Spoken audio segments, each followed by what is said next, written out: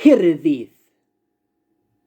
Diryn nes, mae'n stori ni tu allan, lle mae'r gân yn geni'r hirddydd. Mae dy welydd di'n rhy gyfing ac mae gofid aniben yn dy ben fel diwedd byd. Dire, gwel, y ffin drwy gil y ffenest, ffin ddidor, ffin fforest, ffin cil, ffin y cwest unig. Gwel, mae'n ffin anonest.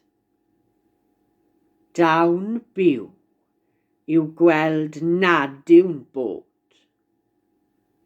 Tateb, ehedig a'i datod o'r newydd yr hirddydd hwn, ac yn ei lle cael llunin hen berthyn y byd i'th dynnu'n rhydd, o'r newydd, a'n hael uno ni ym mhatrwm ers talwm, yn deulu, y patrwm glân sydd â lle i gân neu lliwiau i gyd.